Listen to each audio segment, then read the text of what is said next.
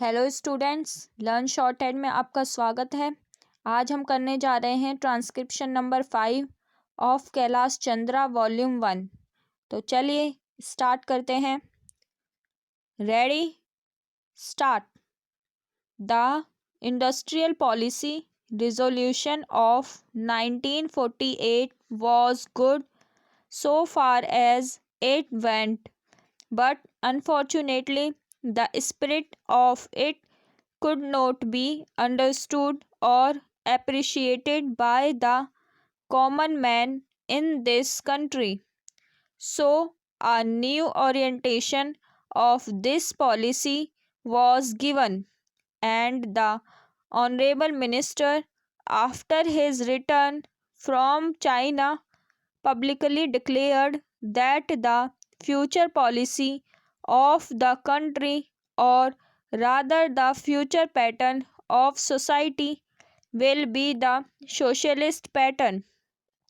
That was further emphasized by the resolution passed at the Awadi session of the Congress and later reiterated by Shri Devar, President of the Indian National Congress.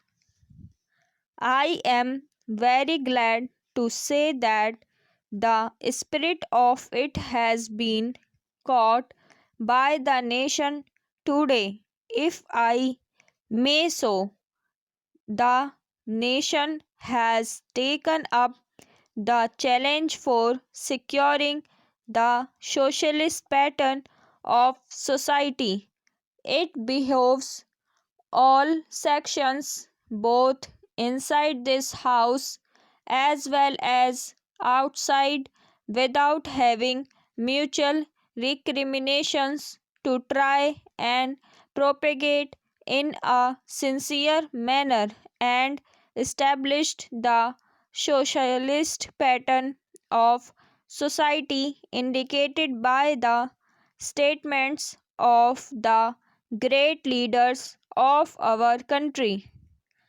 It may be relevant and pertinent if I refer to a few sentences from the memorandum presented on the 4th June 1939 by our Prime Minister, who was the chairman of the All India Planning Committee, which came into existence when there was provincial autonomy in the provinces.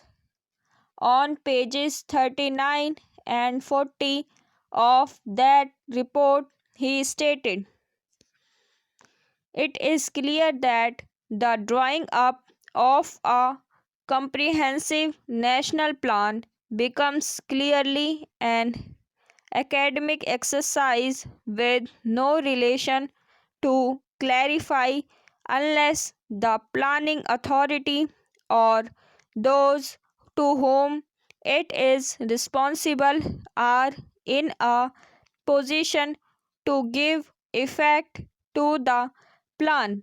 If this authority is powerless or circumscribed or restricted and has limited activities, it cannot plan.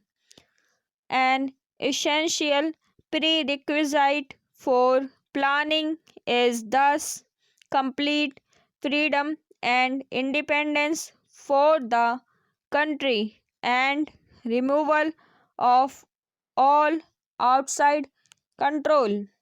This implies that the country possesses in itself full sovereign authority to take any measures, adopt any policies, and form any relations with other countries as may seem best to its governing authority in the interests of the country and its people.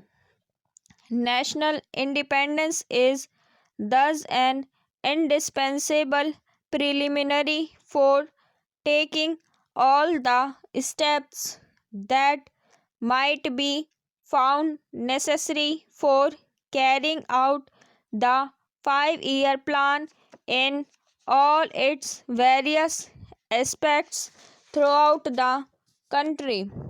At the present moment, it is clear that not only have we in India no national independence, but we are hedged in and obstructed by numerous restrictions, limitations, safeguards, and reservations which block the path to planning and progress. Our plan for national development must therefore be drawn up from a free and independent India. Thanks to the sacrifices made by millions of our countrymen and countrywomen under the leadership of the father of the nation, Mahatma Gandhi, we have today secured complete sovereign political independence at a time when the nations of the world were engaged in the bitterest struggle using all the weapons of destruction. If, therefore, we have secured political independence during the period of a quarter of a century, it should not be difficult, especially when we are today masters in our own country, to secure a socialist pattern of society, as has already been indicated. But it requires the assistance, the propaganda, the active work of all those who are interested in this. I am sure so long as my honorable friends, the minister, the deputy minister, and the other minister who represent the commerce and industry ministry, can give us an assurance that the capitalist pattern would be avoided. Some of us who believe in a cent percent socialist democracy give an undertaking that certainly totalitarian policy will not be introduced in this country, because we have believed all along during the fight that we have given to the British government when we secured political independence, that we shall try to maintain democracy undiluted, and a socialist democracy at that.